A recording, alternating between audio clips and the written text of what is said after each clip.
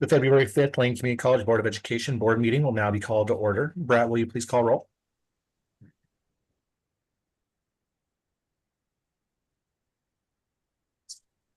Zach McCollum,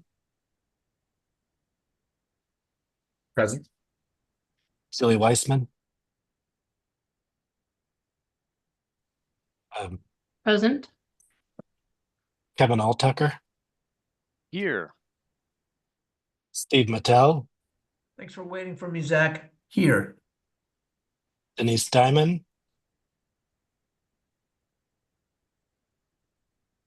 and Austin Fulnagi. Here.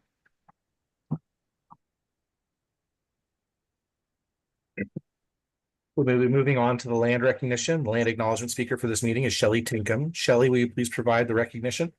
Absolutely. I'd like to start our meeting with the acknowledgement that the land we are on is the traditional homelands of the Kalapuya people. The Kalapuya were stewards of this very land for over 14,000 years before their traditional way of life was forever disrupted. We start our meeting with humility and reverence for the original inhabitants, the Kalapuya.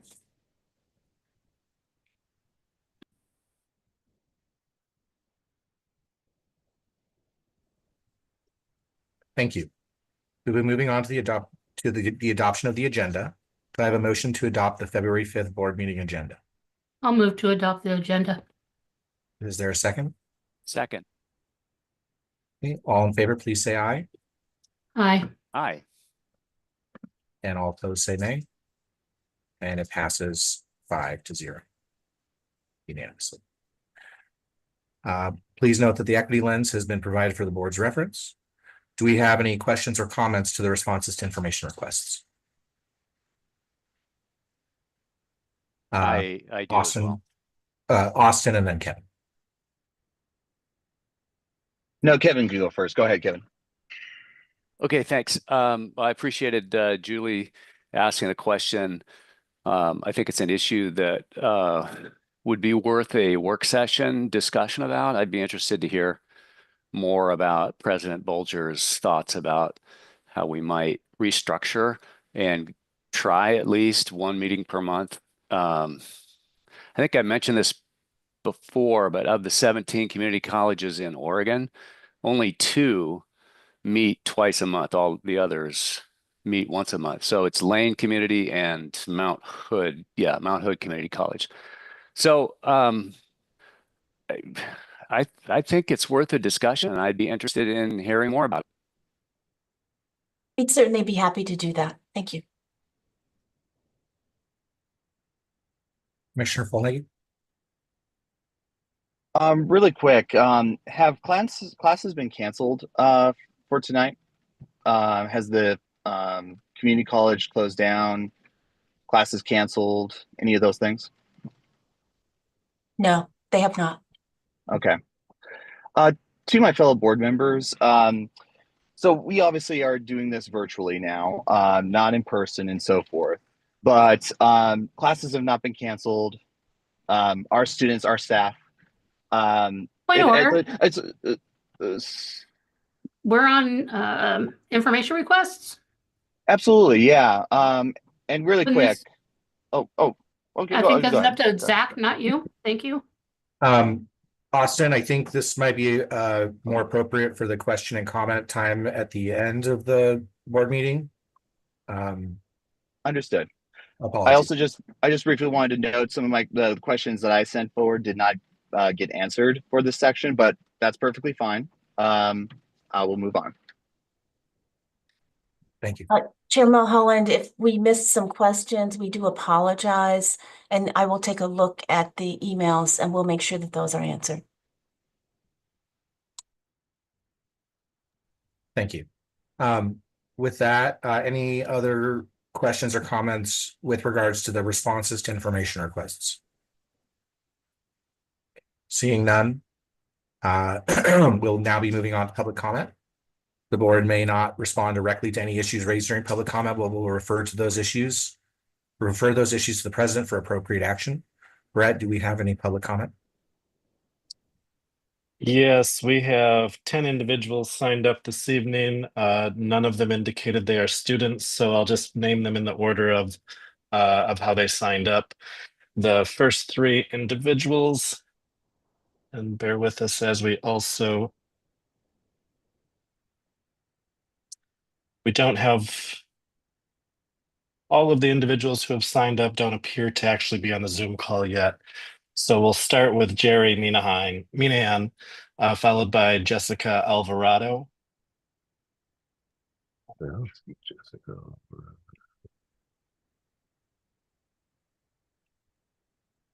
Chair Mulholland, if I could, we've got a request by one of the public commenters to join the first public commenter, Jerry Minahan, just after that individual. That's not in order, so I wanted to bring that to your attention as a request. Thanks, President Bolger. I had made that request in my comments when I registered for the Zoom session this evening. Okay. I'm going to allow it this time. We can have a discussion at a later time about if we want to allow that moving forward. Okay. Thank you, Chair. Then it'll be Jerry, followed by Sarah Erickson. Good evening, everyone. My name is Jerry Minahan, and I'm a faculty member here to read the first half of a statement written by my colleague, Math Division faculty member Paula Toney. Paula writes, "Dear board members and President Bolger, I want to share a few thoughts on how class sizes impact students and our institution. Class sizes in the math department currently average 33 students. This term, 2 of my classes had 31 students, and the other 2 had 36 students enrolled, for a total of 134 students. I am teaching 18 credits. Students choose to come to LCC prior to enrolling at University of Oregon in part because of smaller class sizes. Limited feedback and engagement with students. When teaching 4 classes, each full to capacity, the time I can spend providing detailed feedback to students is limited. I provide my students with lots of learning activities, but I only have time to grade 3 to 4 homework problems per student each week. Even providing that scant amount of feedback on their work is quite burdensome to me. The remainder of the work they complete is simply noted as complete. There isn't the opportunity to discuss potential misunderstandings or engage with more complex problems. One of Lane's institutional learning outcomes is think critically. It pains me to not help further these skills.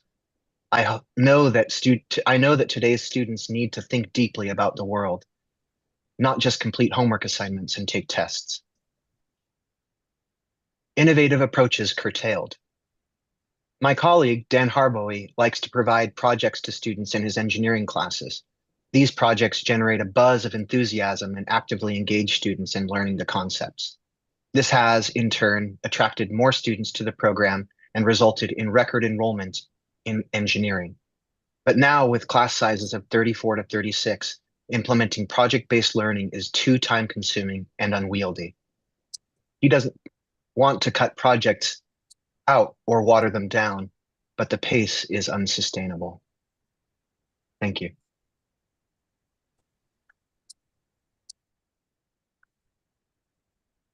Thank you. Our next speaker is Sarah Erickson, followed by Jessica Alvarado. Okay, thank you. Yes, when I signed up for public comment, I did request to be after Jerry as well. So my name is Sarah Erickson, and I'm a faculty member in the mathematics department, continuing this statement by my colleague in the math department, Paula.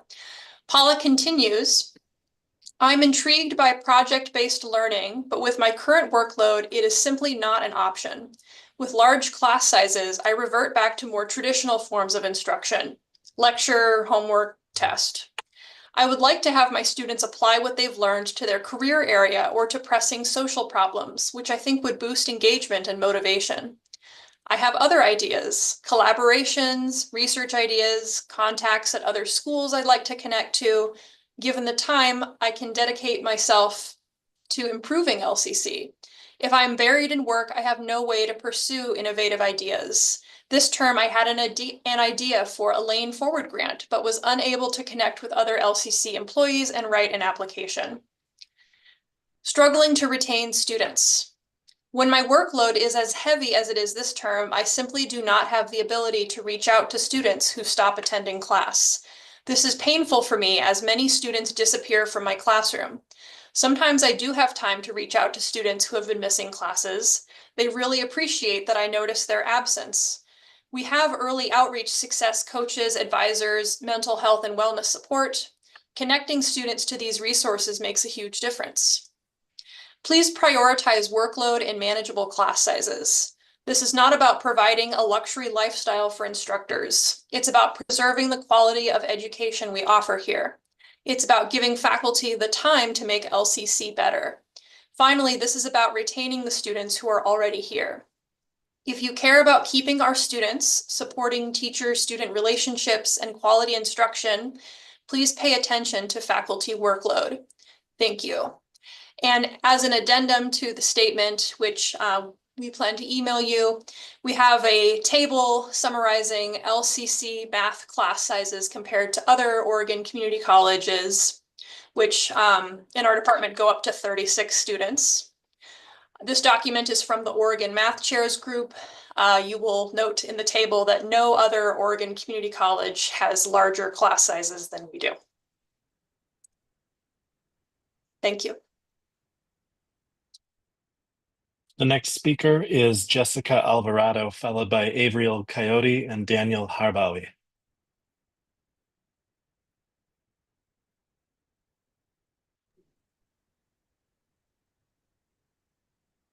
Hello, I'm Jessica Alvarado. I'm a faculty and career counselor. I'm going to read this board statement on behalf of the Racial Equity and Social Justice Committee. So two esteemed President Bolger, Cabinet, and esteemed board members. This is kind of disconcerting. I wasn't planning it this way. The Racial Equity and Social Justice Committee is advocating for the reading of the following land back statement crafted by our Diversity Council at the opening of board meetings. This is in contrast to the land acknowledgement statement that is often read at board meetings. We see this land back statement to be a reminder of broken treaties and people that are often being forgotten. I'd like to invite us to start our board meeting with the acknowledgement that the land we are on is the traditional homelands of the Kalapuya people. The Kalapuya people currently are and have been stewards of this very land for over 14,000 years before their traditional way of life was disrupted and nearly destroyed. Following treaties between 1851 and 1855, Kalapuya people were dispossessed of their homeland by the United States government and forcibly removed to the Grand Ronde Reservation in Western Oregon because American settlers threatened the Kalapuya with elimination. Today, they are citizens of federally recognized tribal nations of Oregon, like the Confederated Tribes of Grand Ronde, Community of Oregon, and communities that have gone federally unrecognized, like the Kalapuya, who continue to make important contributions in their communities at Lane and across the land we now refer to as Oregon. We start our meeting with humility and reverence for the Kalapuya. Moreover, we invite and encourage tribal peoples to use the land and the services at LCC, like the Longhouse, the Native American Student Association, and the annual LCC Powwow, which is one of the biggest in the Northwest. Despite the colonial and oppressive history of Lane County, we encourage the reparation of Kalapuya's original land, language, ceremonies, food, education, housing, healthcare, governance, medicine, kinship, and cultures. The Kalapuya have a long legacy of freedom, life, and culture and deserve sovereignty over that.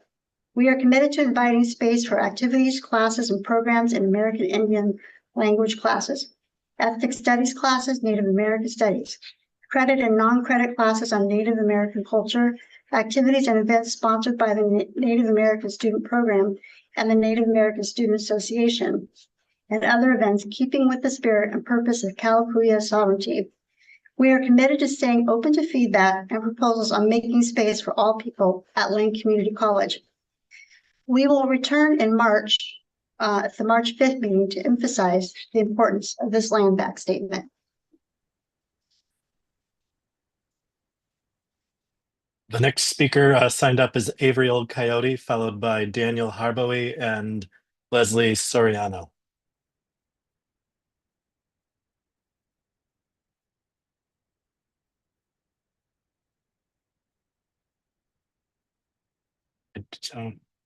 Chair, I'm not sure if we have Avriel Coyote, so maybe we should proceed to Daniel Harbawi.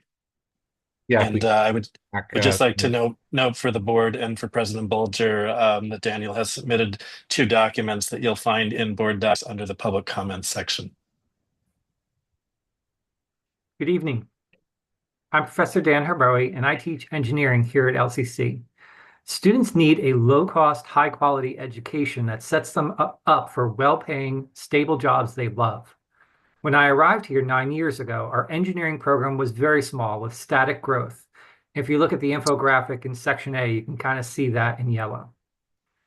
This was not serving our community well. The engineering program was hidden inside of math. We had no web page. We had few contacts with local high schools and businesses. So for the last 9 years, we have worked to change that. First, we pulled the engineering courses out from under math so that they could more easily be found. We created an informative engineering webpage and a transfer course maps webpage, helping students plan their educational path. We developed a dynamic Engineering 101 courses that uses project-based learning models that engages students in the engineering process and won the Innovation of the Year award for it. We partnered with local businesses to connect students with engineering job opportunities. We migrated our Engineering 102 course, that's our Intro to Programming classes, from course materials that cost upwards of $100 per student to free OER materials. As a result, we have achieved record or near record enrollment for all of our first-year engineering courses. You can see that in section B and section D. We did have a dip in the enrollment due to the pandemic, as everybody has experienced, which you see in section C, but we fully recovered from that sharp decline, and we are now continuing to grow. But there is more to do.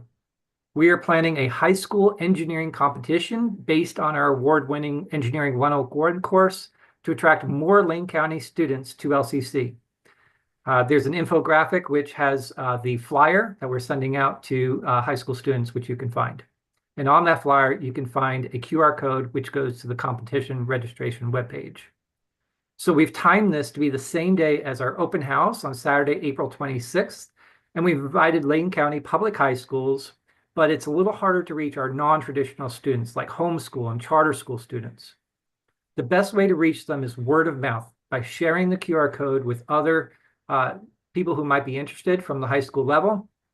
And that will, of course, take them to the competition page.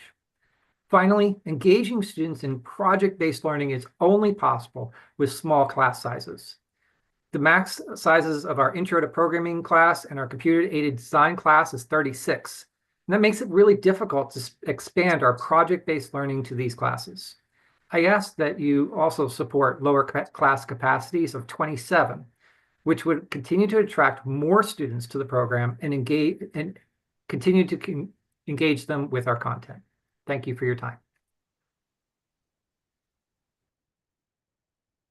Our next speaker is Leslie Soriano, followed by Wendy Simmons and Adrian Mitchell. Hello and good evening, Dr. Bolger and board members. My name is Leslie Soriano Cervantes, one of 2 career counselors left at Lane Community College. There are 2 places on campus where students receive their education to prepare them for the world and the workforce. At Lane Community College, the traditional place of learning is the classroom.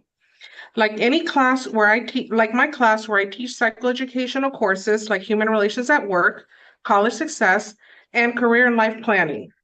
These courses are just as critical as any other academic course taught at Lane Community College.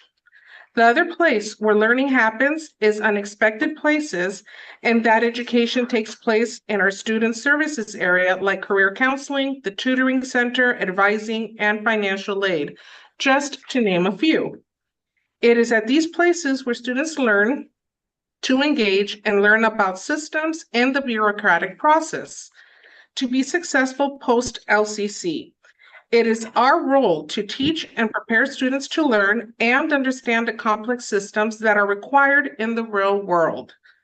Much like the classroom, the student services area is another place of teaching and learning.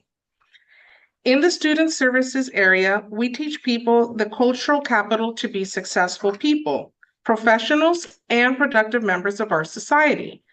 Students learn about gaining confidence and finding their voice when engaging systems. At every level, we teach students at the college. It would not be wise to underestimate the importance of where teaching and learning occur, but because it happens everywhere at LCC. I want to share an example of a student who took my college success class, fall 2024. I bumped into her yesterday on campus, and she stated that every new student should take college success. She shared that she had dropped out when she was younger, and this was her second attempt back at Lane. She stated this class helped her complete fall term, and what she learned in my class motivated her to return this winter term. If not for the student taking college success, she would be a statistic of a non-returning student. Thankfully, she found her groove, and she is making progress towards her degree. It is vital and important that the college continues to look to support and fund critical areas like career counseling, where there are only 2 career counselors left in the college to serve 15,000 plus students.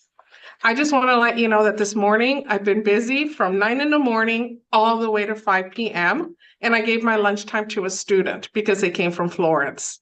That's the result of having only 2 counselors. The same can be said about the tutoring center and advising. In addition to the academic side of the house, attention must be paid to the understaffed areas. These areas are critical to student retention. Thank you. Next speaker is Wendy Simmons, followed by Adrian Mitchell and Amy Beasley. So we're switching our order. We hope that's okay. Good evening, board members. I'm Adrian Mitchell, and I wanted to share a statement on behalf of many faculty throughout the campus, which remains open. Classes continue, faculty are teaching, students are learning, and there's a basketball game going on in the gym right now. Tonight, as you might be able to tell, we are celebrating the love that we have for our students, for our profession, and our communities. And we will be making a delivery to you in person when you come back to campus, and we'll be delivering more than 30 handwritten Valentines from individual faculty members who have written already more than 180 Valentines for all of you. And we'll also be presenting you with balloons. And we will also be sharing with you cookies, heart-shaped cookies with lovely messages such as help students and show love, fair faculty contract, just really these lovely and wonderful messages. And we'd like to share some highlights from the Valentines with you that faculty have written for you. So these are some of the highlights. I love Lane because students make my work worthwhile. I'd love to see you support faculty. We'd love to see fair pay, part-time pay parity, excellent benefits, and adequate student support. I love Lane because our class sizes support student learning. We'd love to see a commitment to excellent health benefits. How do I love LCC? Let me count the ways. I love our academic freedom to respond to learner needs. We'd love to see robust support for student basic needs. I love being a faculty member, but feel my love is unrequited because workloads are too heavy and faculty can't dedicate enough time to students as a result. And Wendy will continue reading some more of the statements from the Valentines. Thank you, Adrian. I love Lane because of our students. The mentorship and teaching that happens here, it is lifetime work. I want the college to love me back. LCCEA would like to work with the board to provide a safe, inclusive, and high-quality campus for students and all. We'd love to see assurance of safety and security in the face of government chaos. I love my part-time colleagues who deserve pay parity. I love my students who deserve small class sizes. I love being a faculty member at LCC, but feel my love is unrequited because I don't feel supported in keeping nursing faculty to student ratio the same. Let's keep patients safe. I love Lane because we all care about our students. We love the opportunity to provide public comment, but feel our love is unrequited because we cannot speak to your hearts in person in the boardroom. Our love may be ever so sweet, but alas, worries of ice do not allow us to meet. Thank you.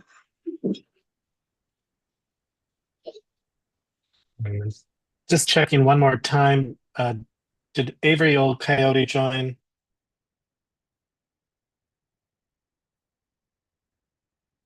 All right. Then our next speaker will be Amy Beasley, followed by Eric Kim.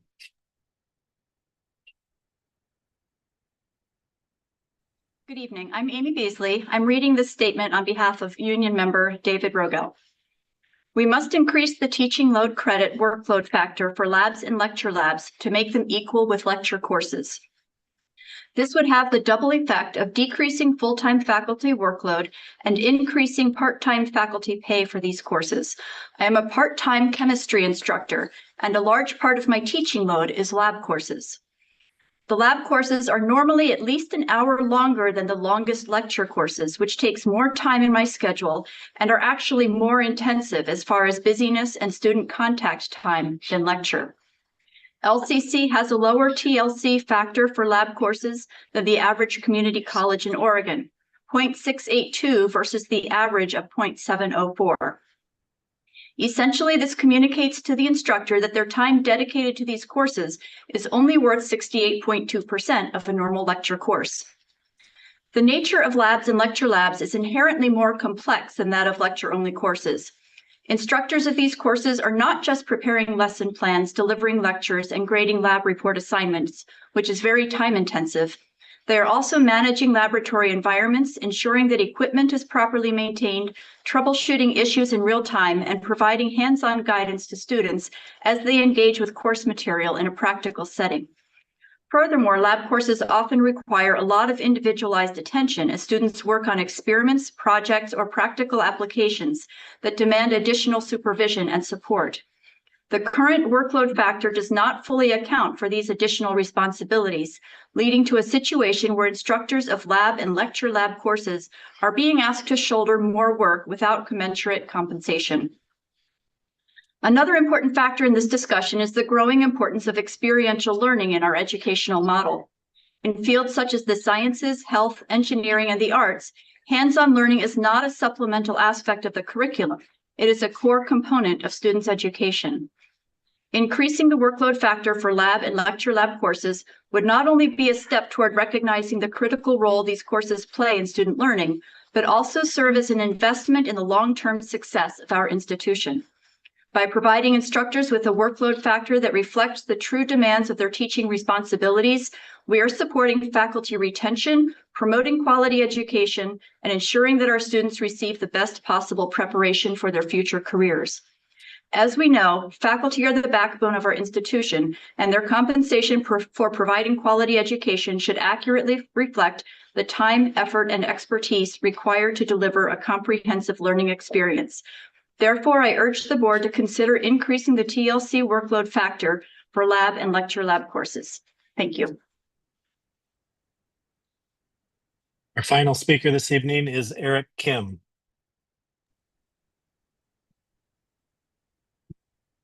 Hey, is video and audio coming through? Yes. Okay. Good evening, Lane Community College Board of Education, Dr. Bulger, SGA President Gibson. My name's Eric Kim. I teach psychology in the social science division. I'm here to talk about how psychology and the social sciences help students succeed in their academic pursuits. Success in school is a combination of multiple behaviors. The more you practice these behaviors, they become spontaneous and easier. To improve learning, students should get a good night's rest, distribute learning over time rather than all at once, do one task at a time instead of multitasking, elaborate and integrate information to produce a coherent story, relate new information to your own experience, take practice quizzing, get feedback on your learning to develop better metacognition, and handwrite your notes instead of typing them. So what does this mean for my teaching? To integrate these into my course, I have regular homework distributed across the 10 weeks. I tell stories to connect the information to what students already know. For example, introductions should have a polite greeting, state your name, relationship to the listener, and manage expectation. Or, as some of you may know from The Princess Bride, hello, my name is Indigo Montoya. You killed my father. Prepare to die. Practice quizzing done correctly requires you to retrieve information. Retrieval of information instead of rereading information increases learning. Relating to your own personal experiences, what do you remember more? The jokes you hear or the jokes you tell? What most of us remember is the jokes we tell. I provide timely feedback and have student participation. When providing feedback, I try to make it about improving their work, not a character evaluation. What does this mean for students? Engaging behaviors associated with success and avoiding behavior associated with failure, students can believe that they can succeed. They can learn faster, respond accurately and faster, and learn from experience. These are qualities employers seek. Doing well helps students choose where they want to work instead of having work choose them. There are barriers to doing well. We need to encourage students to apply for the scholarships and use the food pantry. Working multiple jobs or being hungry can make it difficult to get a good night's rest. We need to remind students that learning takes time. Time is a resource, as is money. Distribute learning across the week, and telling stories takes time. Thank you for your precious resource of time. Have a good evening. Mr. Chair, that concludes public comment. Thank you to everyone who provided testimony. That is the conclusion of public comment. We will be moving on to the president's report. Dr. Bulger, will you please provide the report? Yes, thank you very much. Good evening, everyone, and thank you to the Board of Education for your continued leadership and support of Lane. Tonight's report is a brief version of a longer report that's in the board packet. I'm pleased to share that Lane's enrollment is up 6% this winter quarter, reflecting strong retention and the impact of our student success efforts. This is an encouraging trend, but we still have work to do in attracting new and returning students. We remain focused on refining our outreach strategies to include more learners and to ensure that they can benefit from what Lane has to offer. Advocacy remains a priority, and we've been actively meeting with state legislators to push for increased community college funding, the Opportunity Grant, and initiatives like the Adult Reconnect. These efforts are crucial in ensuring that students have the resources and support they need to succeed. As part of our ongoing commitment to student success, we have begun discussions around a student success roadmap facilitated by the Education Advisory Board. This initiative will help us build a more structured, data-driven approach to improving student outcomes. Additionally, our faculty's leadership in textbook affordability continues to benefit students, making higher education more accessible. Another exciting development is the launch of our search for an Associate Vice President for Culture and Belonging, a key role in strengthening student engagement and support. Beyond academics, student life is thriving. Our basketball teams are having a fantastic season, bringing great energy to campus and demonstrating the role that our athletics program fosters in fostering engagement and school spirit. Lane's impact also extends into the broader community. I had the honor of speaking at the NAACP MLK event, reinforcing the importance of collaboration in creating meaningful change. We also hosted an education summit with K-12 leaders to explore ways to strengthen partnerships and better support student transitions to higher education. Meanwhile, our partnerships with the Lane Workforce Partnership and Chambers of Commerce continue to expand opportunities for students in high-demand fields, reinforcing our role as a leader in workforce development. As I close, Lane is making real strides in enrollment, student success, and community engagement, thanks to the dedication of our faculty, staff, and partners. I appreciate your continued support as we build on this momentum and look ahead to greater achievements. That's my report. Thank you, President Bulger. We will be moving on to the Student Government Association report. Sophie, will you please provide the report? Yeah, thank you. Good evening, everybody. So yeah, we've got a couple of things that we're planning. There are some things that we've done this month. We had a popcorn and presidents event where Dr. Bolger and myself and a couple of the senators gave away popcorn and engaged with students and coffee. That was really nice to meet some students. We were at the club and org fair, which was a huge hit. There was a little mixer, and all and organizations were able to do a lot of outreach. We saw a lot of students in our office the next couple of days.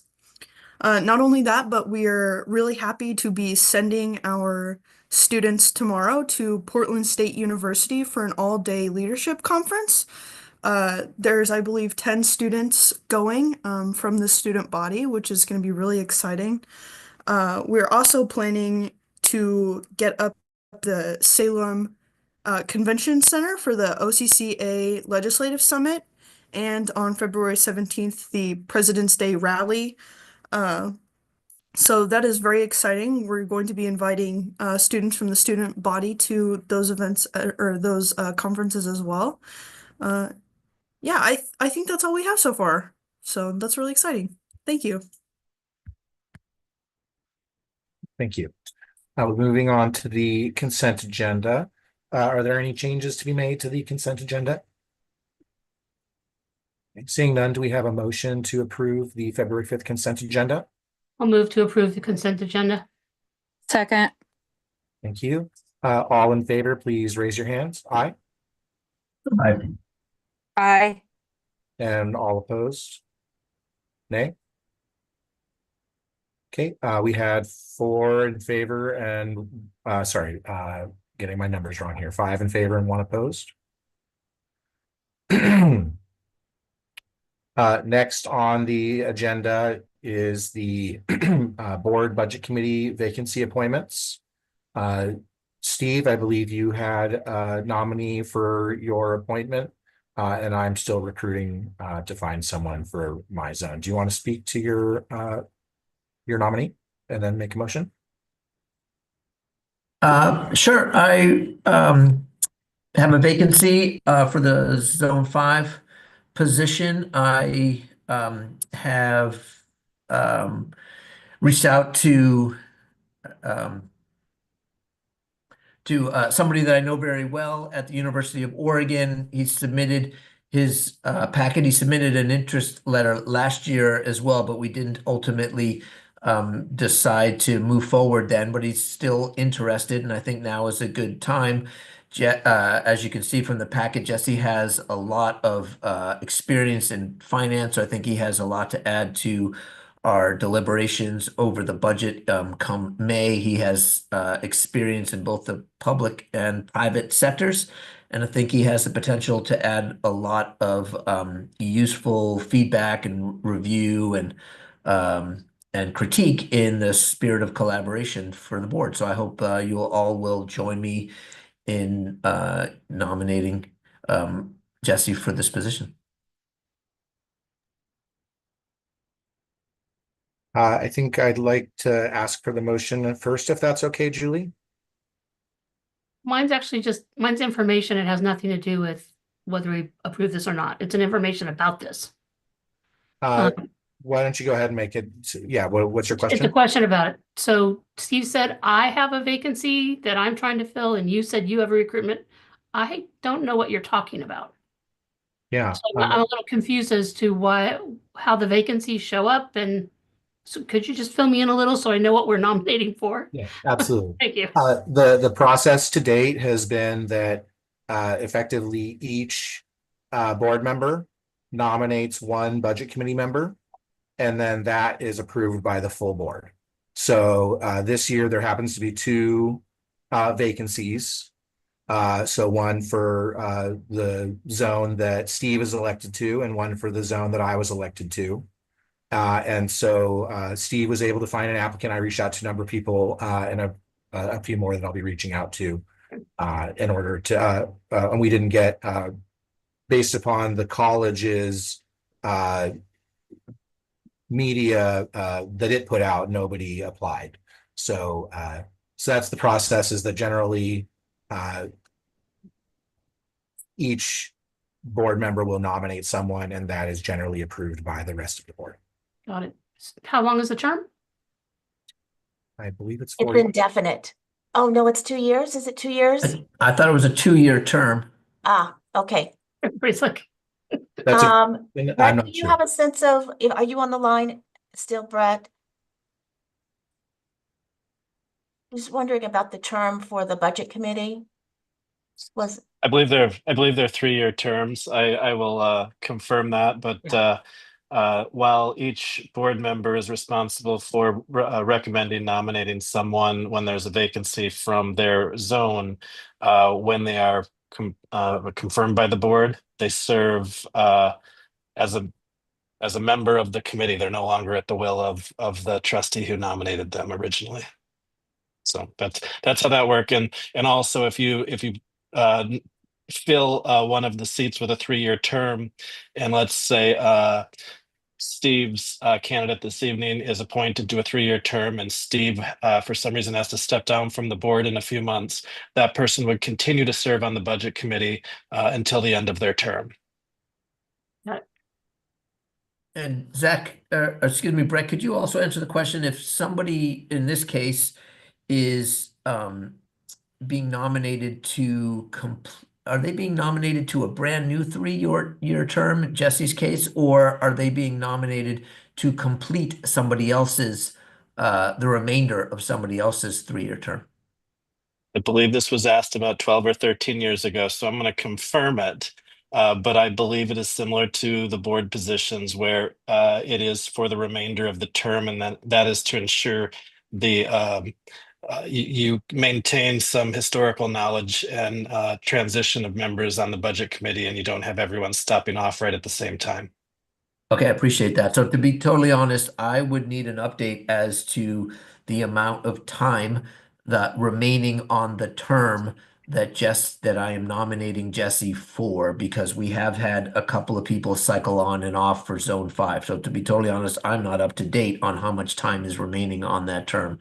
But nonetheless, I feel confident that Jesse is an excellent addition to the Budget Committee. thanks for that, Stephen. We'll make sure we get that information. With that cleared up, I'd like to ask for a motion. I move to approve Jesse Williams to fill the Zone 5 vacancy on the Budget Committee. second it. Sorry, who was the second? Thanks, Julie. All in favor, please say aye. Aye. Aye. Aye. Okay, and all opposed, nay. It looked like that was 6 in favor and none opposed. Is that correct? Okay, not seeing any red flags. So that passes unanimously. Thank you very much. Next are letters of support for the Emerald Valley Pickleball Foundation. So the foundation that yes, Commissioner Fulmig, do you need to speak now, or can I move to this next topic? No, you can go ahead. Okay. We've been approached I by was just putting myself in the queue. Thank you. We've been approached by the Emerald Valley Pickleball Foundation, who is partnered with LCC to build a pickleball facility at Lane Community College. And as you're aware, we have donated a piece of land to help facilitate the construction of that facility. The Emerald Valley Pickleball Foundation is pursuing a number of grants with the state as well as with the federal government and a number of nonprofits. They have requested our letters of support for $1 million from the state, as well as a request for federal funds. In the last few days, they've mentioned they are also pursuing other grants. And so for the second letter, they've suggested switching the words to Congress with "to whom it may be concerned," so that they can send it to any grant that they're applying for. And they would probably also strike the word federal from that second letter.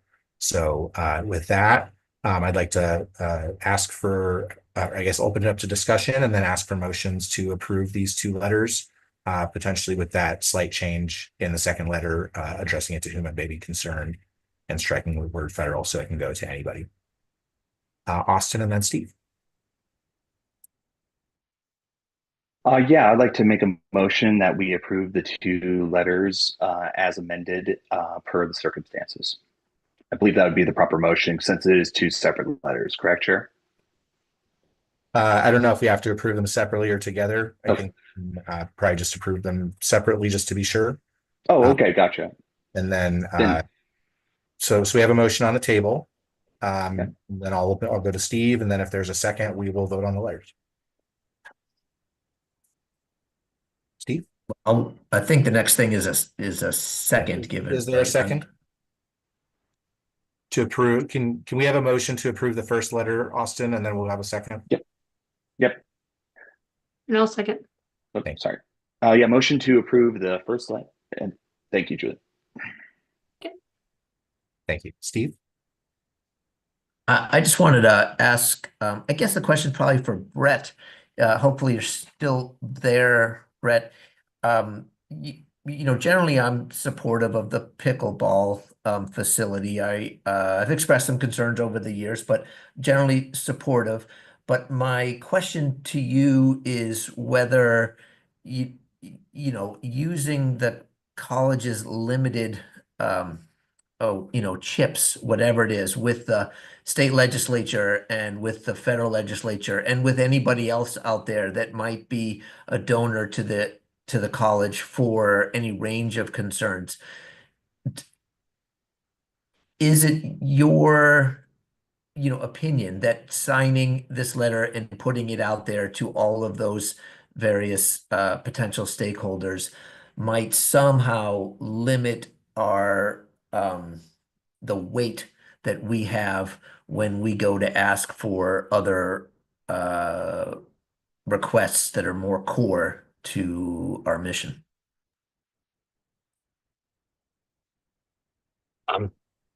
Chair Mulholland and Trustee Mattel, that's a great question. I made sure as soon as we became aware of the request from the Pickleball Foundation to reach out to OCCA, to John Wyckoff and to Dr. Lee, to give them a heads up about the request, because the request is being made by the foundation and likely with the support of our local legislative delegation.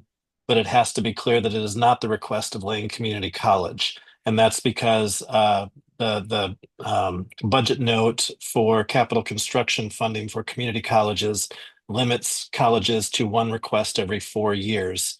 2 years ago, we received $8 million for the Building 16 renovation that will be starting soon.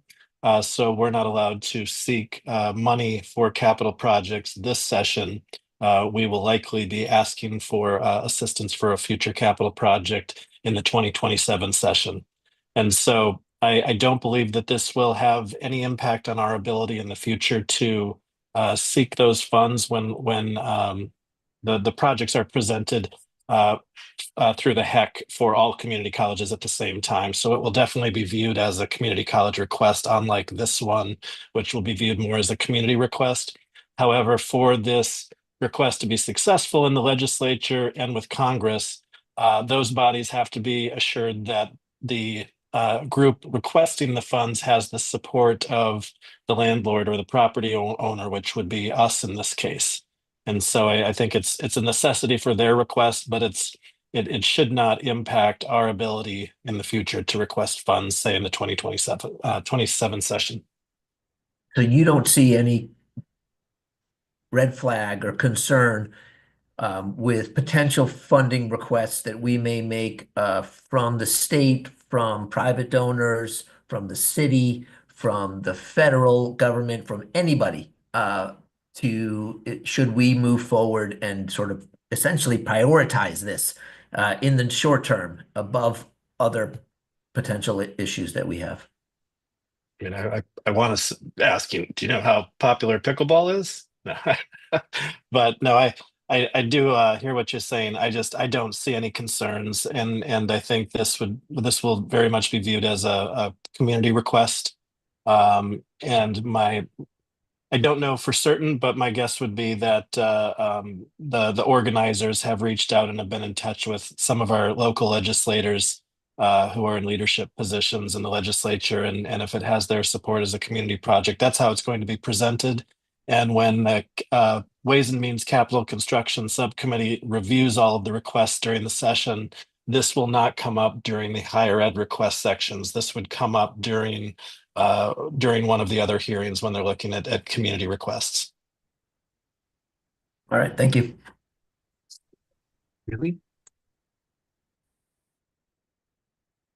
I just wanted to if it's even useful, my agency, we have to do that all the time. We're getting letters of support for different things. We're partnering and stuff. It has absolutely no impact on our request for funding from that same provider, that same grant funder. But we're saying that we support this project because we have some stake in the game.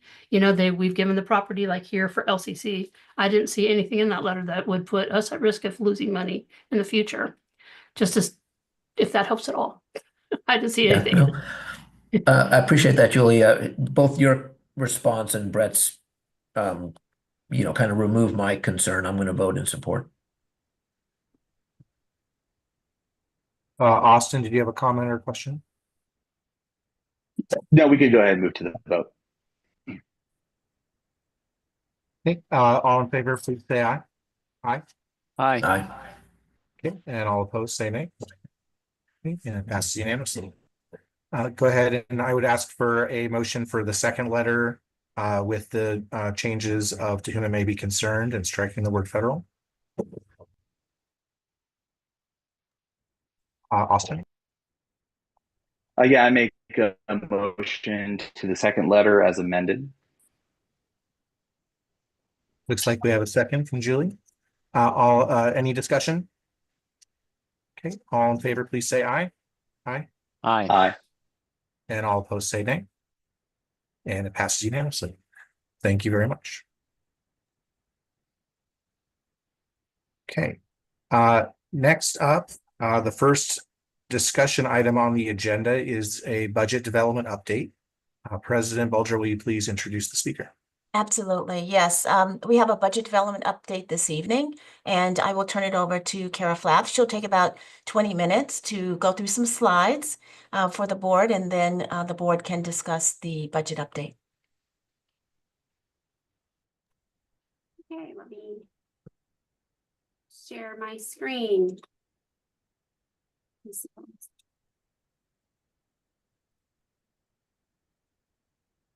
Can you see that all right? Yes, we can see it. Okay, perfect. It's hard I lost everybody's faces. So, okay, giving a quick budget development update. Wanted to give you a few highlights and things that might come up. Sarah, I think we've lost the slides. We see sure. really nice big cat. Oh, it is a nice, I didn't pick that picture. Let me stop the share. So, Brett even asked me, do I wanted to do my own share screen? And I said, of course, this isn't that hard, but.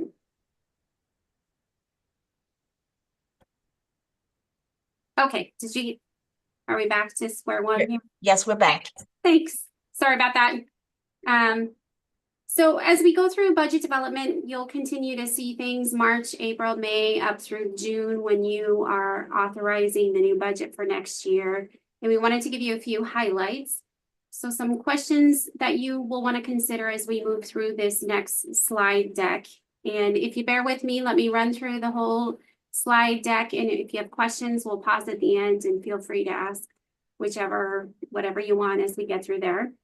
But we're going to review what the status of the budget to actuals was looking at fiscal year 25 in December when we brought those projections forward. And in that, one of the key elements we always want to look at is the ending fund balance, why the ending fund balance is important, and then go through what decision points you will see in the next few months, especially come March and April. And for reference materials, you have a couple of things, the LCC budget development calendar, which is formed in collaboration with the budget development subcommittee, and then a history of the tuition rate, and that is just the per credit fee. You should have received that in your packet. Has quite a lot of information through there that you may want to look through. We had discussed what fee increases looked like through the last few years. That'll just give you kind of a historical picture. So if we recap what in December, what I gave you, there was a lot of information in there. So if I were just to culminate a few of the key areas that you really want to pull out of there, again, this is general fund focus because that's the big area. But with that, what we want to continue to look at is in our current year, what we're bringing in for our projected resources being revenues and any other, we call them resources because there may be more than just revenue in there. And then the forecasted expenditure, the operating requirements. And so when we looked at the information in December, we saw that we were looking at bringing in 102 million and we're expecting to spend about 104 million. So net, we have a year within the year balance of a negative 1.5 million. So bring that forward. Our ending fund balance, which is the beginning of fund balance for fiscal year 24, was 8.5 million. And so when we look at the importance of maintaining that ending fund balance, we have to look at what we're depleting year to year. So that would be what we're bringing in this year and what we're projecting to spend. So we have to take that 1.5 million off that we're spending of our fund balance, putting us at an estimated $7 million. So in our picture of keeping that 10% funding ending fund balance, we're at 6.7% estimated through the end of the year.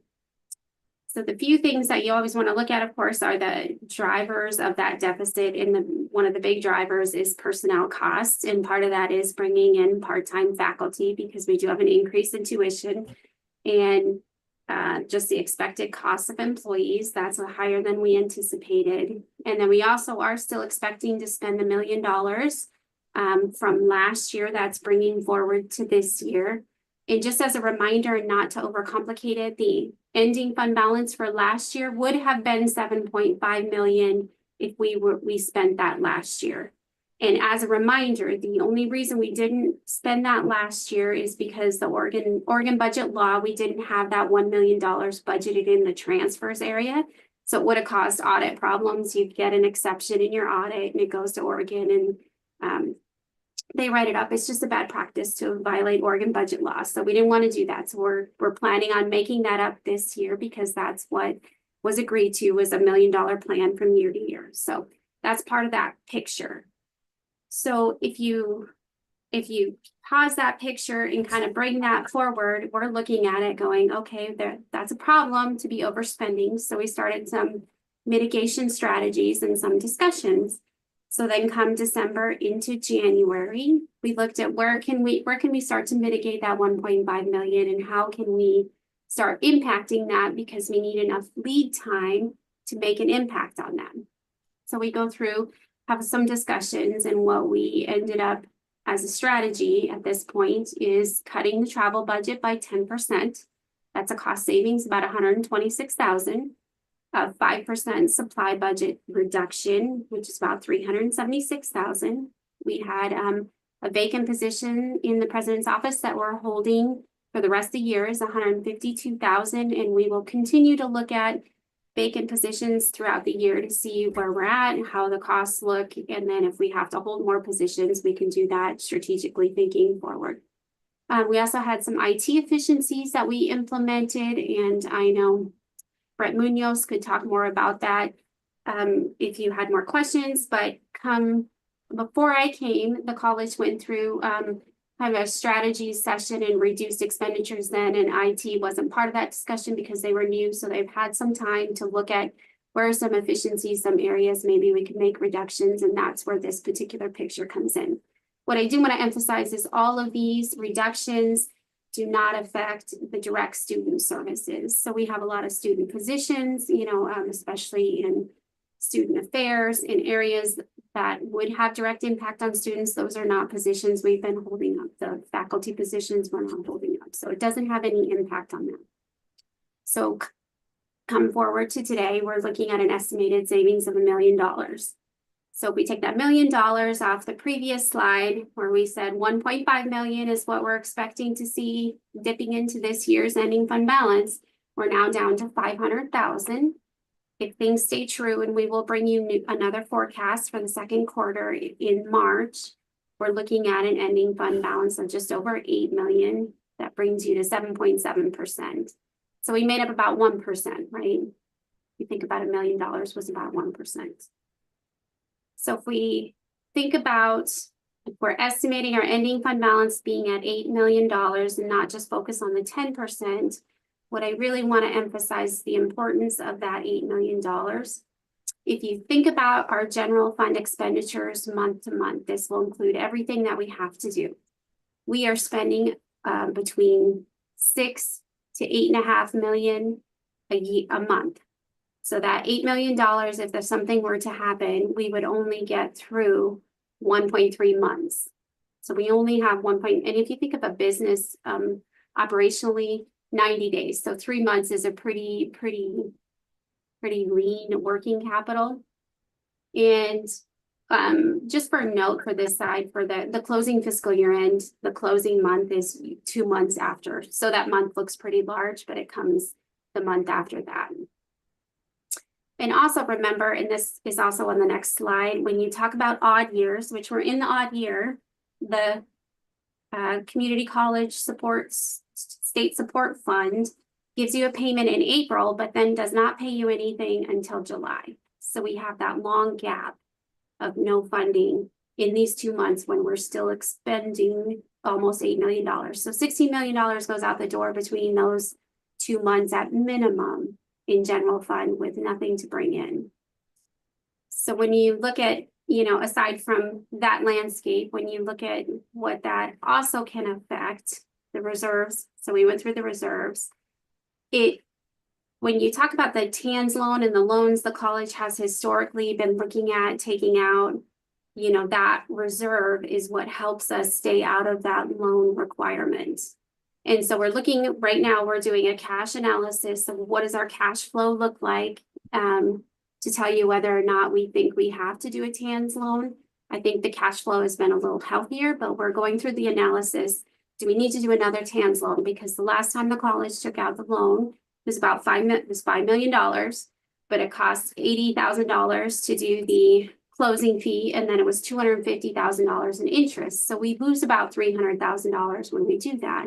That's just a benchmark for that. So we really have to look at if that is there a way to continue to keep this fund balanced so that we don't have to continue to pay interest and fees if we can strategize that. That's really important to keep in mind. It also affects our Moody's rating for interest. So as we go out, the next time we go out for a bond, they're going to look at the health of the college and the financial viability. As you know, I think it was last year, the Moody's, they downgraded the college. And part of the reason they downgraded the college was the ending fund balance was depleting. So kind of passed through those, went through the board policy. I think we've hit everything in there. As you look into March and April and May and June, March is going to have a lot of information. We'll bring you the second quarter, second financial update, the projected forecast. We'll bring you forward the tuition rate approval. That process right now is working through the budget development subcommittee. It then gets to refer to college council, who makes a recommendation to the president, and the president will make her recommendation to the board. So we're bringing that in the March work session. Along with that will come the mandatory fees. Come in April, we'll present the financial framework as we continue to work through budget development. And then in May comes your budget committee meetings with you and your representatives. You just nominated one, elected one. And then by the end of June, you do have to adopt the 2026 budget. It's required for July 1st. And that was, any questions? That was a lot of information. Hopefully not too quick. I have a couple of questions, but I will do a round first. So we'll have Austin and then Sophie and then Steve and then Kevin. Sophie can go first. She hasn't had a chance to speak. Thanks, Austin. Kara, you were referencing a packet of information that was sent to the board members before the meeting.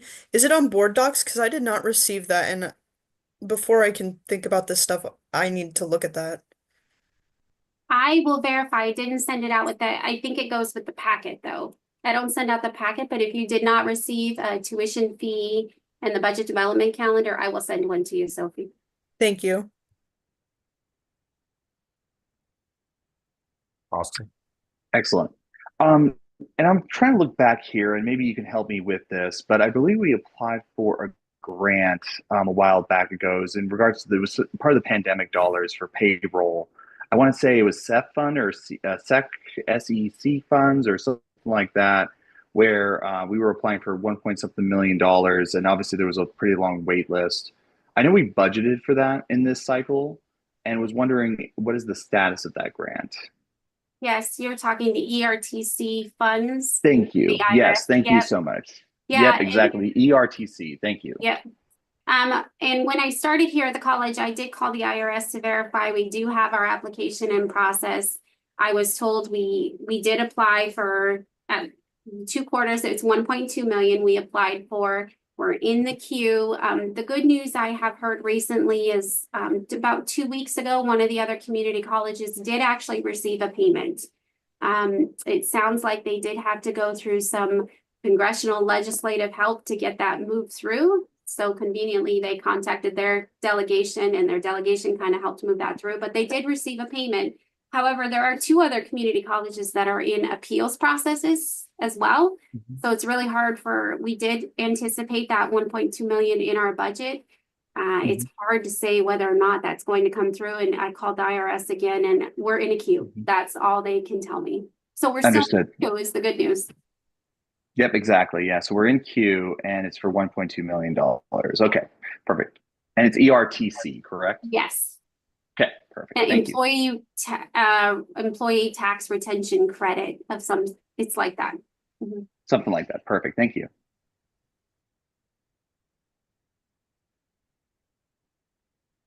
Steve and then Kevin.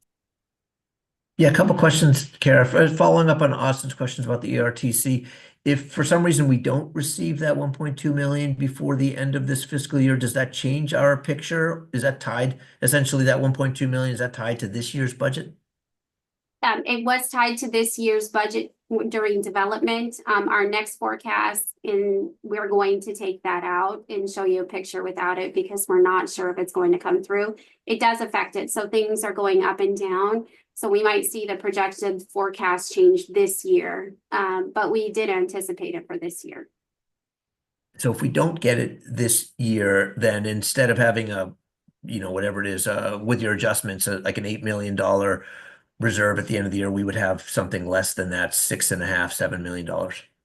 Yes, we're seeing a little more, early preview, we're seeing a little more cost savings in other areas, so it's not going to go down that dramatically, but it will decrease it, yes. Okay, thank you. My other question's about the Fund 9. Can you remind me what we agreed to as a board in terms of annual commitments from the general fund to replenish? I forget the fund number, but whatever it is, I think it's Fund 9, but I've forgotten. You're right. It is Fund 9. So this year we projected 1.3 million, and 1 million is the payback plan till the fund is whole again, and then 300,000 was other miscellaneous transfers into Fund 9. So it's $1 million plus what we do ongoing every year.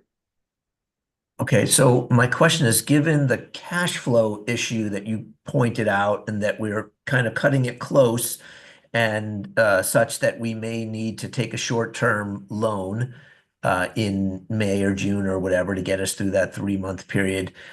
Might we delay that payment so that we can use that money for cash flow reasons such, and then, pay it in the, whatever it is, late in the summer and the fall instead, once we've gotten through that tight period?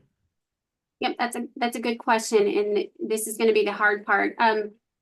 And hopefully this makes sense. That $1 million does not affect our cash flow. So essentially the college has like 3 bank accounts that everything resides in. And so on the books, what ends up happening is the $1 million that we'll take out of general fund, it means it's depleting our general fund, but it's moving an existing resource within the college. So it won't affect the cash flow. It does affect the ending general fund balance. And this is where it gets complicated because we're moving funds within the college itself. So that's a hard part there's the difference between the cash flow and having your fund balances on there. Now a cash flow of having general funds in the bank in the sense of cash going out of the college. That's a little bit different than cash within the college. But it does affect how we have general fund strategies for ongoing investments that we want to make.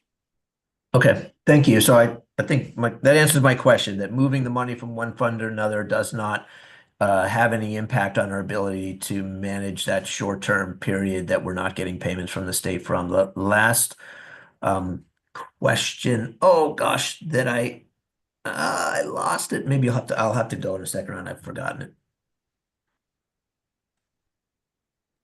Yeah.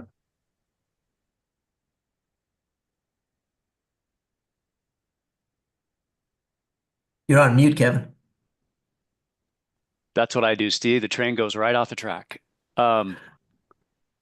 So, Kara, thanks for the really concise, clear presentation. I appreciate it. So complicated information boiled down to the essential kind of highlights, and I appreciate that. Help me understand the ending fund balance. So I'm kind of working through some numbers. We have a board policy 10%, which is roughly 10 million.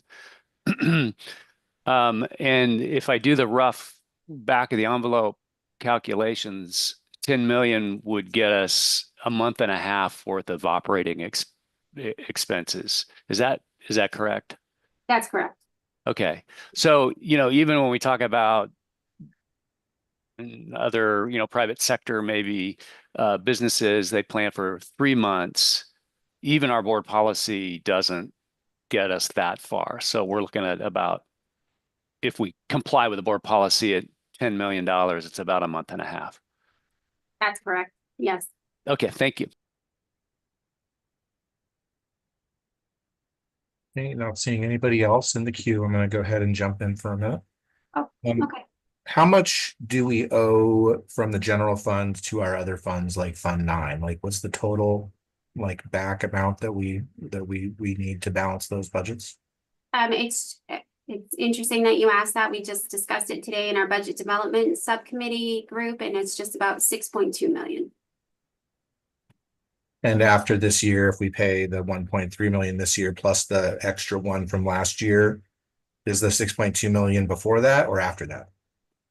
The 6.2 million is for the most part before that. There are a couple of funds that we have to have some strategic discussions to prevent them from continuing to get worse, but it will deplete, it will bring it down to under 5 million. So if we spend the 2.3, 1.3 for this year plus one from last year, it'd bring it down to about 5 million. Yes, it'll bring it just on, it should bring it, and I'm rough mathing it because it's just over 6 million. So it's probably going to bring it just under 5 million. But the 300,000 that is in addition to the 1 million this year isn't meant for that mitigation. It's meant for other purposes. So really only the 2 million, but yes. Okay. And I can bring you those numbers and more up to date when we talk financial forecast next month. But I know there's some areas that we have to have some discussion about. Okay, and then similar to Steve's question, delaying a $500,000 or $1 million transfer until the next fiscal year, would that help our ending fund balance situation, or it does not help that situation? It would help the ending fund balance situation in general fund. It doesn't help the cash flow because it's within the college.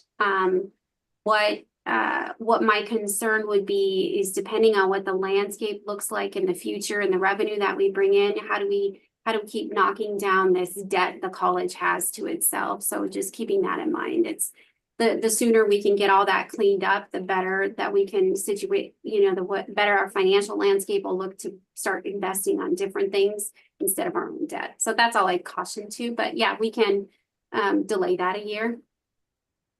And with the proposed cuts of and so basically, if we were not making up that additional $1 million payment, we would actually have a $500,000 surplus this year if we weren't making up that extra $1 million payment from last year. Oh, I see. Based on the December projections, yes. But when we bring in updated projections without ERTC and some other things, I think it's going to change a little bit, but we'll look at that next quarter. But yes, your thinking is right. Okay. Those December numbers, there was a couple of like flaws, I guess. When might that spreadsheet get updated with? Yeah, better- that's our plan to bring that in March. Okay, yeah, I guess I just still have some questions about, I believe when we approved the budget in May or June, we had actually approved a budget that projected surpluses sufficient to get us back to the 10% ending fund balance. Maybe I'm mistaken about that, but if I'd like to see the two side by side of what we approved coming out of the budget subcommittee last year and the current projections. I'm still not quite clicking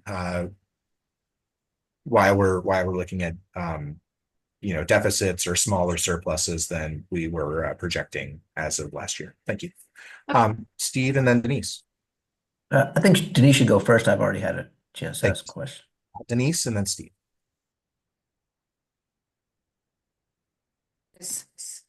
I'm both on phone and computer. I think you need to mute your computer while you speak on the phone. Okay.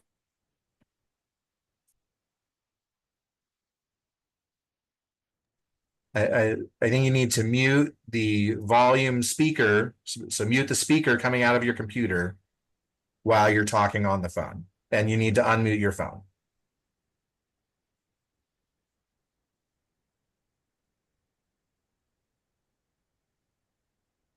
We can't hear you, Denise. You need to unmute one of your devices. Okay. And turn off the speaker on your other device so that it doesn't have feedback. Okay, let's just, how's that? There we go. I think that sounds pretty good. Okay, sorry about all that, guys. I actually drove in from the snow and the rain, showed up at the college super early, thinking that would help because of all the weather conditions. So it's been an interesting day for all of us. My question is, I'm wondering if the state of Oregon requires community colleges to keep a certain amount in reserve so that it isn't just a month and a half and then that's a fairly tenuous, maybe somewhat dangerous place to be in when you only have enough to payroll for a month and a half. So that's why I was curious about that. The Oregon budget law has recommendations and items in Oregon budget law, but there's no requirement and no penalty for not doing that. The effect is Moody's ratings and those things. So, thank you.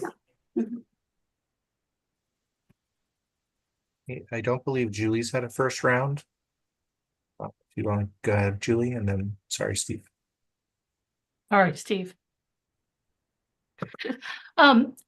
Kara, so the budget was approved before I came on the board. You weren't here. We had an interim. There was a big transition between finance people and you. You got here. Correct me if I'm wrong about my understanding. This is kind of the things I've been hearing and grokking and digesting. You got here and there was a lot of stuff that you had to interpret, recognize that maybe was done a little wonky. You had to kind of shore it up into your systems and all of that. Found some things that needed to be corrected, found some stuff that needed to be moved around. And am I good with that kind of understanding of the situation? There's been a lot of work. I came end of March. The budget was almost completely developed, came at the very end and was here for the adoption of the budget in the new year. There's been a lot of processes and things we've been working through, has been turnover, it sounds like. So working with the staff through a lot of, 10 years of books and just trying to untangle some intertwined accounts. Got it. So I was just, I was thinking about what Chair asked, about the budget that was passed, because they were there, I wasn't, so I'm trying to, but I've only had you to work with, which has been lovely, by the way. And so I'm just trying to figure out if you had any kind of context to offer us with regards to what was the budget projections or the feasibility of some of the stuff when you finally got to look at everything to see if that was even possible now. And I know we want to do a shop and compare, but at the same time, I also want some context in between that of knowing condition versus now, assumptions that were made that maybe weren't valid. Yeah, and what I'd say, from when I came till now, the budget team was fairly new, right? And went right into budget development, had a lot of things that they did the best they could. And it's not a bad, it's a good budget. And so it's not unusual to have an original budget that you develop and then have things that change from it. Because if you think about it, we're developing a budget now for next year. And if you think a year from now, there are a lot of things that are going to change between now and then. So you make all these assumptions based on what you know at the time, when you know what the effect is. So that's why we also bring forward, you'll see resolutions coming probably next month, the month after, of changes to the budget based on what the landscape looks like. So some of the things that were followed and things that we will discuss in our budget during our budget process is the college has historically only ever set aside 3% ending fund balance on purpose. Now they've had a higher contingency.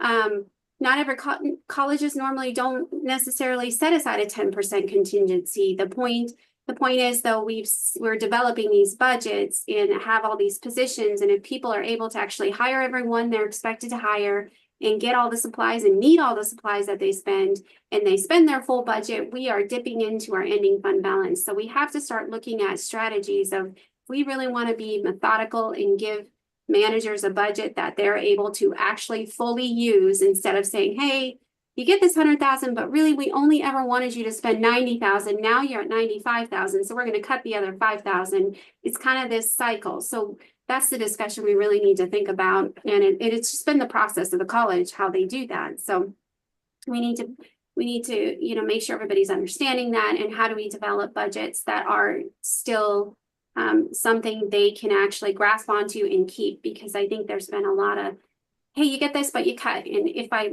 talk to my counterparts, it's not uncommon right now, given the landscape, community colleges are cutting. There's at least 2 or 3 of my counterparts, that's the exercises they're going through, because we're in this different turn. But going back to the original question, sorry to deviate, is the budget wasn't a bad budget. It's a good budget. It still is what we're using. It's valid. It's there. We'll certainly, in December, when we presented it, was the original budget, because we haven't changed it yet. And we'll bring it back in the next quarter and show you, here's what the original budget is. And there's always areas where we would refine as we continue to work with great people. So does that answer your question? Okay. Okay, starting on a second round, Steve, you're up. All right, I remembered my question. I too, Kara, by the way, want to express my appreciation and gratitude for you. I feel so much better about our budget discussions with you at the helm, and I mean that. So question, picking up on themes that others have broached already. As I recall, right, we entered this fiscal year, without 100% certainty about where we actually closed out last year, right? And we brought in some auditors, and that process was extended multiple times. So the question is essentially, is that process complete? And is it complete such that we can look at that 8 million-ish in ending fund balance from FY24 and so-called take that to the bank? Are we sure that that's how much we ended with last year? We are still working with auditors. There's been a lot of adjustments, not a lot of adjustments to our financial statements, but a lot of information to work through with the auditors. The plan is to have it finished by the end of March. And we have found something in our favor that has made the ending fund balance a little higher. So when we bring you the ending fund balance in next month, it will be a little bit higher. We are closing in on the end of it. So I am thinking in the next 3 weeks, we should have firm data. But I can tell you at this point, it is a little bit higher. So that's the good news, is we found something in the other way. So.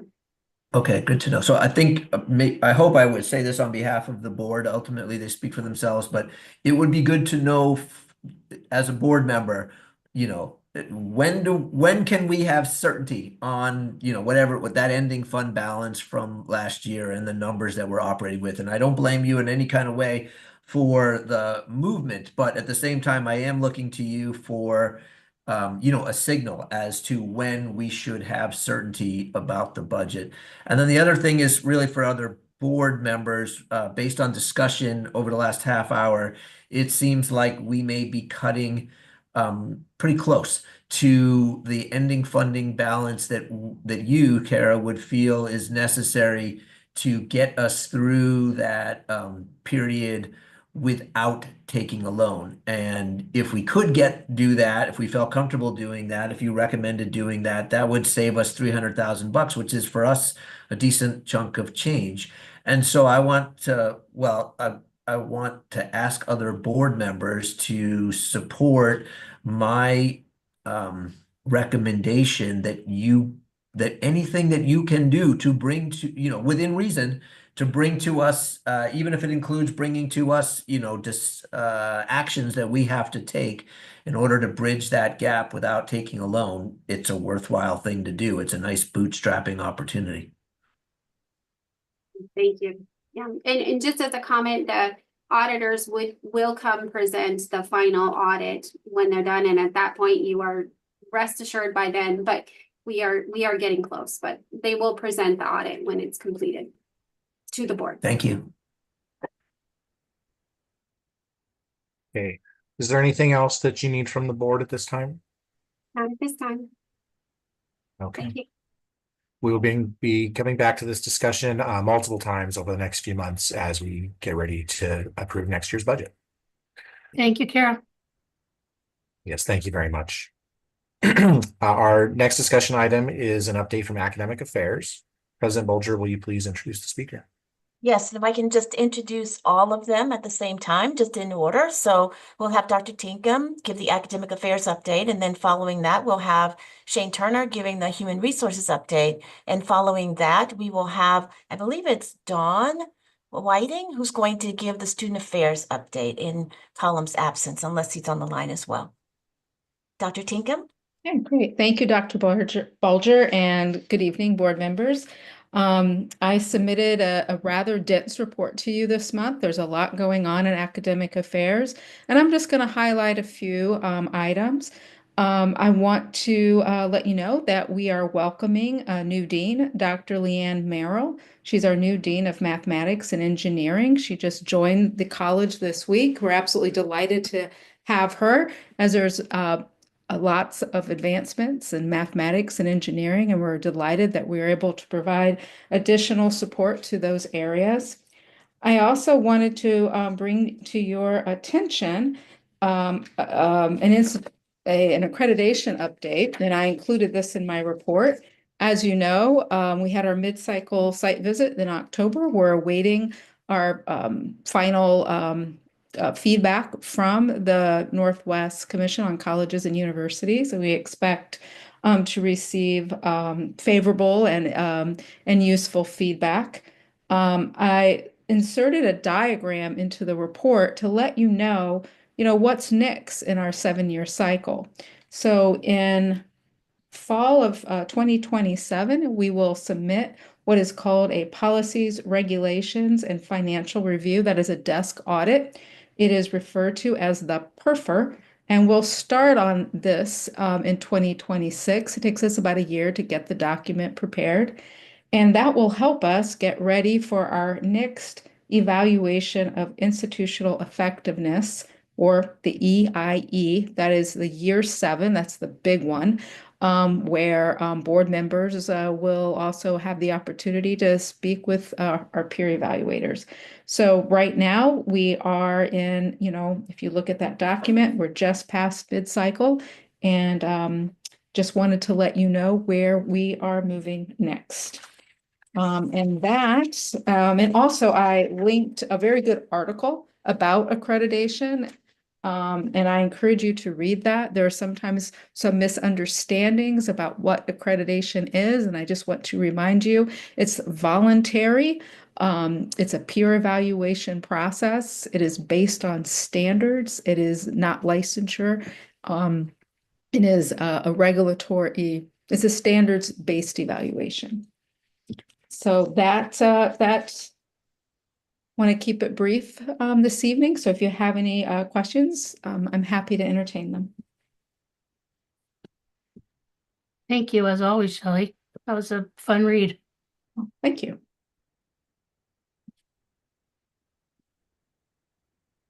Not seeing any questions, if we could move to our human resources update. Good evening, board members. Thank you for the opportunity to provide you with an update.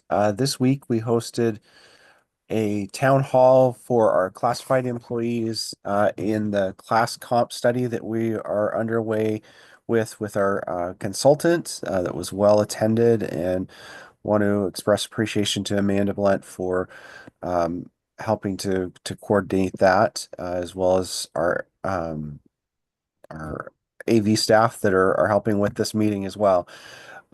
We also have a proposal review for the Lane Forward Fund.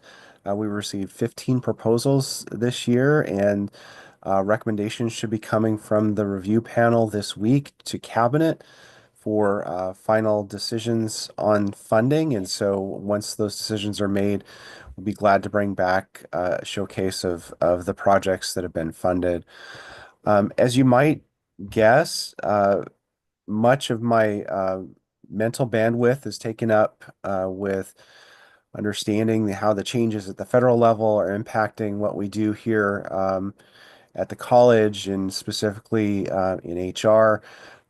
There are too many changes really to name, but I'll just give you one example. For instance, that the Department of Education announced today that the Title IX regulations will be reverting back to what they were during the first Trump administration. And initially that may give you pause, but the good thing is that the state of Oregon in the last Trump administration broadened protections to ensure that the same coverage that we had come to expect under previous administrations would be retained at the state level. So while the administrative processes for handling complaints that come through Title IX might be a little different depending upon whether it qualifies as a federal or state complaint, students, employees, and community members have the same protections against harassment that are covered under Title IX. Other things that you might think about is, as much as I'm concerned about changes at the federal level and how it impacts us, our employees are as well, how it impacts our students. We're working to increase communication to our employees. Dr. Bulger has created a periodic communication that's going out, and as part of that, we'll be announcing some upcoming training with the Oregon Department of Justice on Oregon's sanctuary promise law for campus. And so there'll be information coming out about that and the training that's in the process of being finalized now. With that, I'm open for any questions you may have. Excellent. It's so sweet. Oh my goodness. Denise, we can hear you. Denise, I think you're unmuted. Austin, go ahead. First off, Shane, thank you so much for everything. I do have a question. I have two questions, actually. One question is about the Gallup poll survey and the recommendations of next steps in the Gallup poll survey. Is there any updates to that? I know you've had a very, very busy time, and I really want to respect your bandwidth and everything, but I just wanted to ask in regards to the Gallup survey. Sure. So we, you may remember an update that I gave a couple of months ago, how we were on sort of the final steps of implementation of those 9 recommendations that came from the campus-wide work groups. We have we've completed the start of the implementation. So, for instance, the mentorship program, we just this past month finished the final intake forms for people who are interested in participating either as a mentor or a mentee, and are in the process of finding a time to schedule the training for the mentors. But I'd be glad to provide a more full update for folks on the Gallup results at a future meeting. We are planning, obviously, to resurvey, looking at a date to resurvey the campus later in the spring. And so we'll be able to provide that update as well. Perfect. Thank you. And yeah, I kind of have a good idea of what you've been going through recently, especially with some of the executive orders that even question like our equity pay, our like, a variety of other different areas and stuff. And just so that the board members can kind of get an idea of the environment that we're in. The DOJ training, for instance, they've requested that we do not film that training because they feel like that could be used as evidence against them for prosecution. Again, this is a very stressful situation for our staff, our faculty. Shane, obviously your role in human resources. And I really want to just empathize with that stress, with the ever so changes, and with the legitimate threats that people are feeling, even as high up as the DOJ. So yeah, I just wanted to really just emphasize that and really empathize with you, our staff, and our students.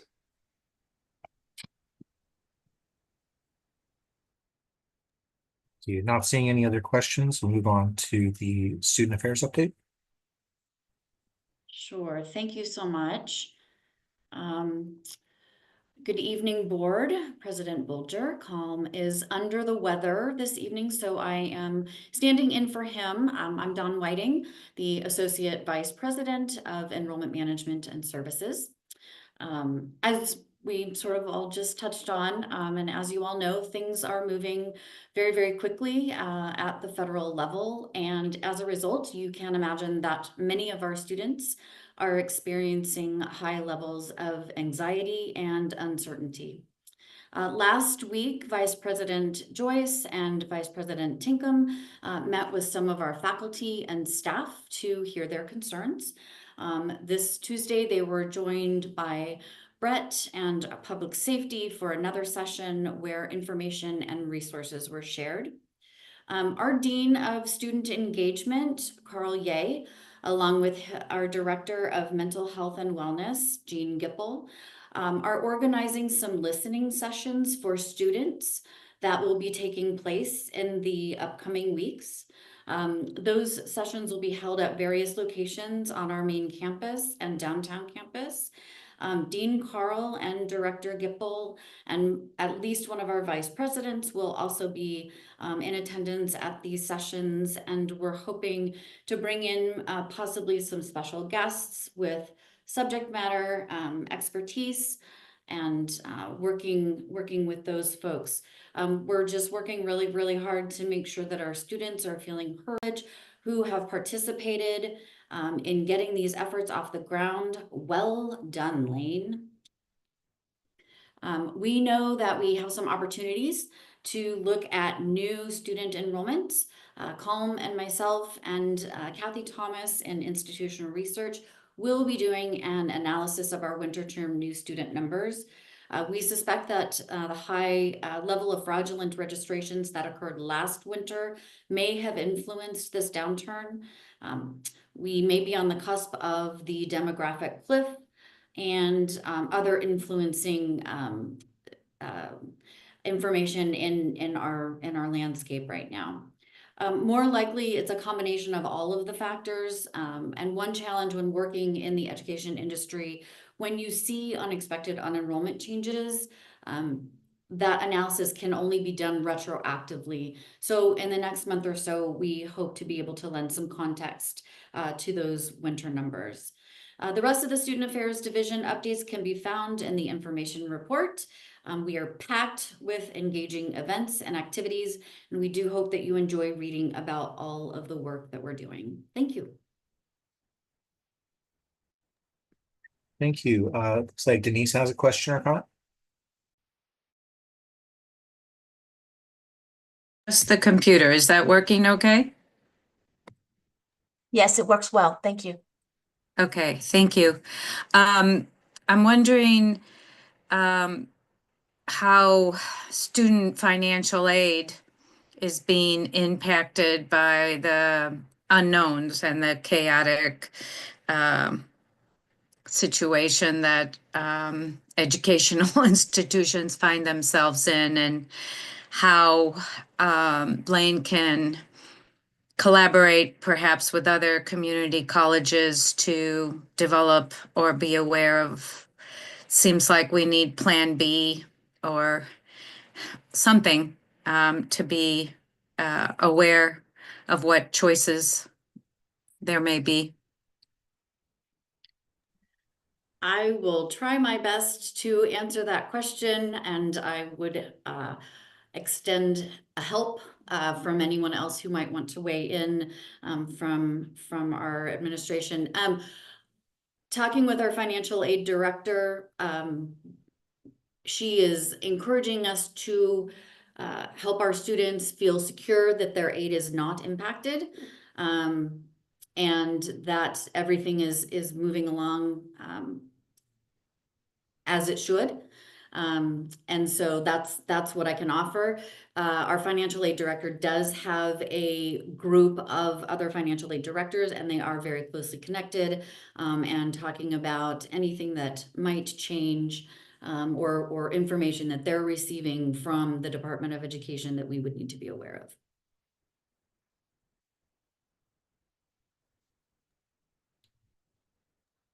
Austin? Yeah, Denise, today we had at OCCA, we had a federal kind of an overview of everything that's going on, and there is a lot going on. But do know that us as community colleges, the 17 community colleges at OCCA, are working together, ranging from sharing PR statements to thanks to the work of Brett and our communications team, to responses that presidents can provide for support for their staff, their students. Thank you, Stephanie Bulger, for Dr. Bulger rather, for your commitment to communicating and getting messages out to our students and to our staff. Yeah, and this is a really tumultuous time. It really is. I mean, while we were even having that meeting, DOGE got into the Department of Education database systems, including financial aid applications, which can hold sensitive information like immigration status of the student and family members of the household. So yeah, this we don't know exactly the information that they've received, but that is part of the information that the Department of Education holds, which is obviously them doing that is a violation of FERPA and a lot of different issues in general. But yeah, it's a really tumultuous time, and just know that OCCA is responding to this. We are looking at ways to coordinate with each other. I think that the biggest thing that we can do in this time period is think about our students, think about policies of how to protect our students, read the DOJ recommendations for potential policies too.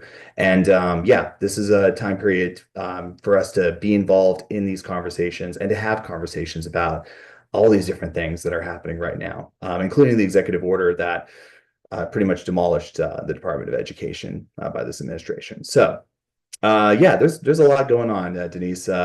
But know that there are incredibly intelligent people, incredibly amazing people that care about our students, care about our staff, care about our institutions.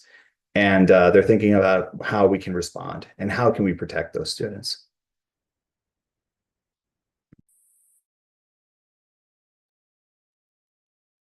Okay. If there's anything in that you'd like to respond to, Don, or if there's any other questions or comments? Okay, not seeing any. Thank you so much to each of the speakers and presenters, and we will be moving on to the LCCEA and LCCEF reports. The first report is from LCCEA. Adrian, will you please provide the LCCEA report? Thank you. Good evening, President Bulger, Student Body President Sophie, and members of the board. I'll be talking about a few activities that LCCEA members have been engaged in over the past month, including collaboration with students, legislative advocacy, as well as sharing some additional information about survey results from our most recent all-faculty surveys and some fiscal data. We're really very excited to continue collaborating with and advocating for students, and LCCEA leaders have held listening sessions and meetings with student government and other student groups over the past 2 years to hear about what students need to succeed.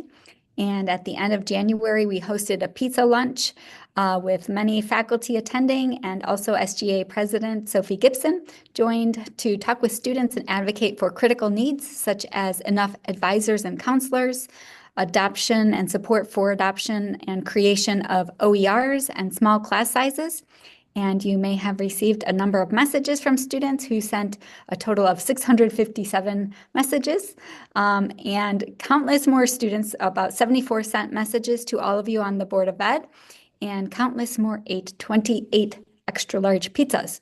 And we are looking forward to more joint advocacy on campus and off together with student leaders, including Lobby Day, which is coming up on February 17th at the Capitol, where we will have the opportunity to speak in small group meetings with legislators. I have sent my report to you by email, and hopefully it will be posted on Board Docs as well. And there are some graphs that show the strong support among faculty for all of these needs that students have identified, including expanded tutoring, advising, support, staff support for students with immigration questions and so on, as well as supporting student basic needs through the food pantry and other ways of addressing food and housing insecurity for students. With regard to legislative advocacy, many of our members have been very busy with the long session that's taking place in the State House. I participated in providing invited testimony to the Higher Education and Workforce Development Committee to support increased funding for community colleges, as well as the needs-based funding through the Oregon Opportunity Grant. At least 6 LCC faculty from the nursing program provided testimony opposing a bill that would increase nursing clinical ratios, which would be a serious safety concern. And at least 4 faculty from LCCEA will be providing testimony tomorrow in support of pay parity for part-time faculty. In addition, with everything that is going on in the national landscape, we have put together a resource page for faculty with information about rights for students and community members related to immigration and LGBTQIA+ rights. I'll share a little bit of information from our most recent all-faculty surveys from spring of 2023 and 2024, both of which had a response rate of more than 60% of all faculty participating. Faculty report heavy uncompensated workloads. So 78% of respondents are working more than their assigned and compensated FTE, with 38% working 50 hours a week and 19% working 60 hours or more per week. 90% of all respondents report working evenings and or weekends at least half of the weeks each term. In addition, faculty report that have some specific needs that also impact student learning conditions. 17% of respondents indicate not having office space that allows them to meet privately with students. 28% report not having access to the technology needed to do their job. And 18% report that classrooms and instructional spaces do not allow them to serve students well. And finally, I'll share a little bit of information related to some fiscal data. And we have been tracking investment in faculty and funding allocations within the LCC budget for more than 10 years within the leadership of LCCEA. And the data that we are sharing is derived from the LCC Budget Office, HR position, and HR position lists. And we have taken a look at the change over time from fiscal year 15 through fiscal year 25, and note that at the aggregate, the total amount that is spent for all positions, all funds, including vacant positions, has increased only 5.2% for faculty, while during that same period, the increase is more than 40% for management.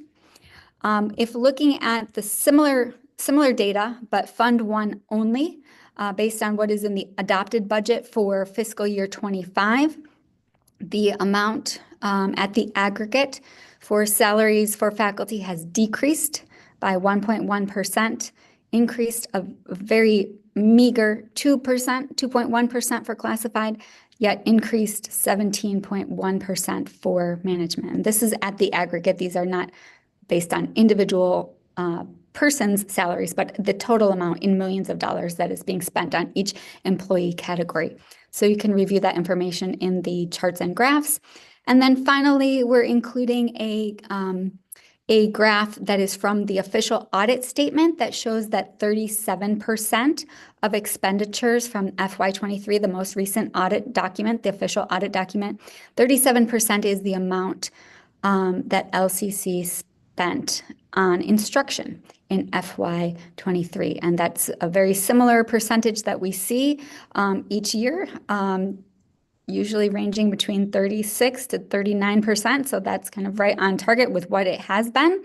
And I do want to mention that instruction includes all of the expenses for all instructional departments. So sometimes there may be the impression that it relates only to faculty, but it includes all the employees in instructional departments, classified managers, faculty, as well as materials and services.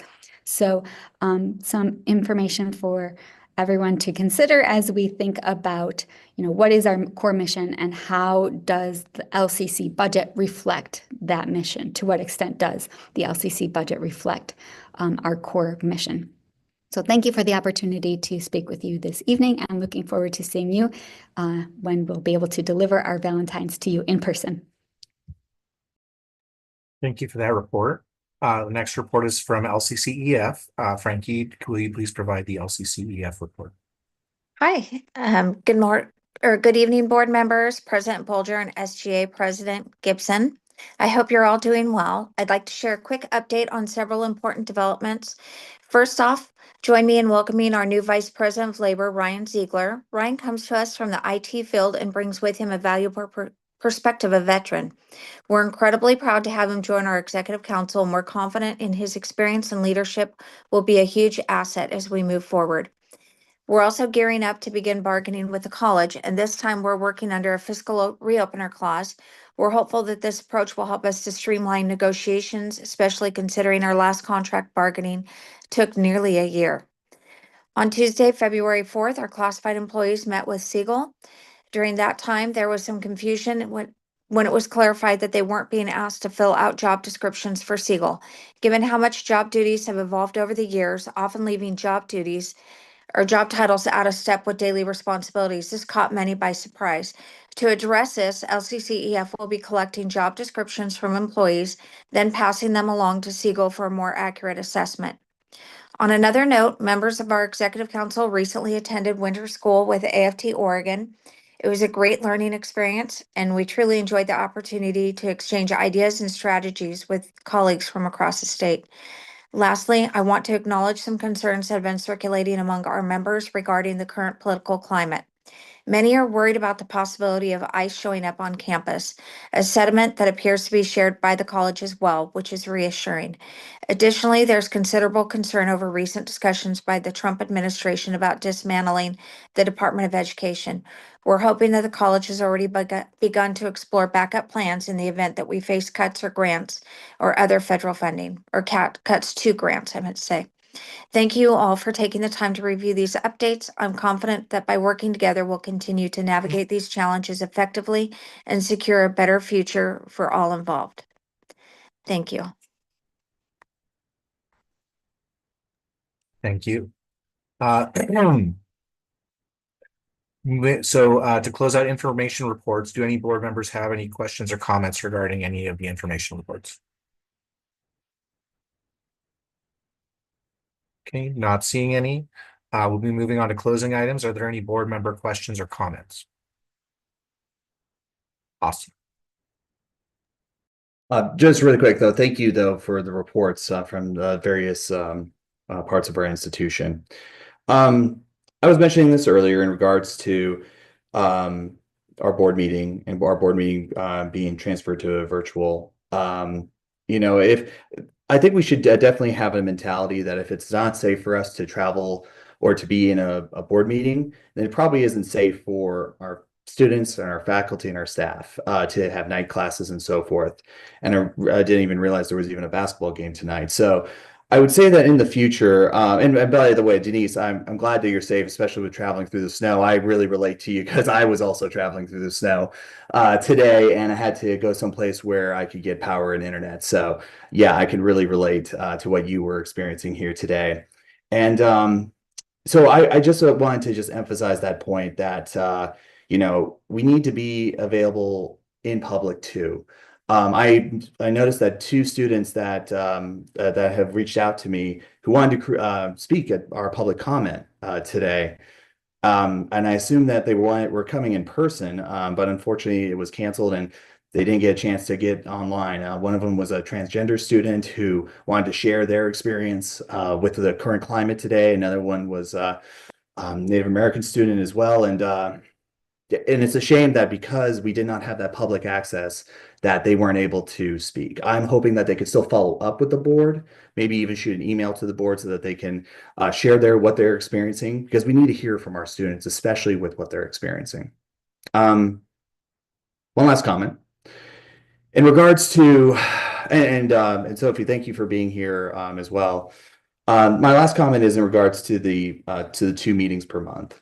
I know we discussed this before in the past, and we kept the 2 meetings a month. And I have spoken to board members across the state who actually want to start implementing 2 meetings a month out of Central Oregon Community College and out of Rogue Community College, because what we are seeing, we need to be able to meet, discuss, and respond to with all these different attacks from all different directions from the federal government.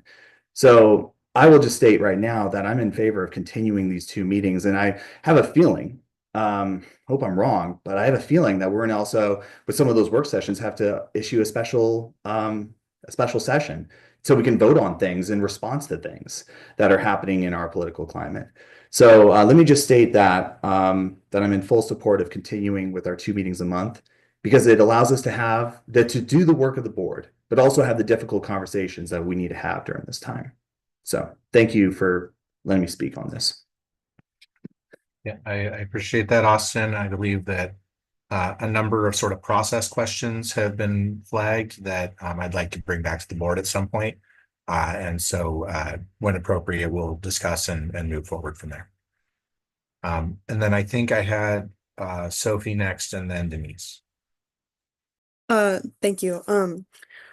I just kind of wanted to echo what you said, Austin, about kind of the state of affairs in our administration right now, the federal administration, that there's been, a lot of action being taken around our attitudes as a country towards DEI and whatnot. I wanted to get on public comment in person, but I didn't realize till last second that it was online, so I was gonna say all this at the beginning of the meeting, but anyways, yeah, so there's been a lot of these conversations surrounding diversity, equity, and inclusion, especially around our LGBT plus folk. And I think it's a time that we really urge students and let them know and do what we can to really support mental health wellness and using our mental health center and just really figuring ways that we can support our students during this time, especially, our students that are part of these cohorts of other students that are being affected by these language changes, and that we keep them safe and understand them and elevate them and lift them up. Not only that was my first topic, but the second topic is surrounding advising. I had a really transformational conversation with one of our faculty members who've been at the college for a very long time. And this has even happened in the 2 years that I've been at the college, but we used to have in-person orientation and a mandatory advising for students who are in certificate programs. And so a lot of the time there are these little nuances in our certificate programs that if students don't know about them, they get left through the cracks. Because often during these programs, they only offer classes 1 time a year. And so oftentimes I feel that we don't see that completion rate that we want to, because students aren't getting the advising that they actually need to be able to finish their degrees. Because, for example, me, they only offer 1 class for a certificate a year. And if I miss it, if I don't get on that class list, if I'm not advised properly, then I have to wait a whole nother year. And I can't stay at LCC for that extra time.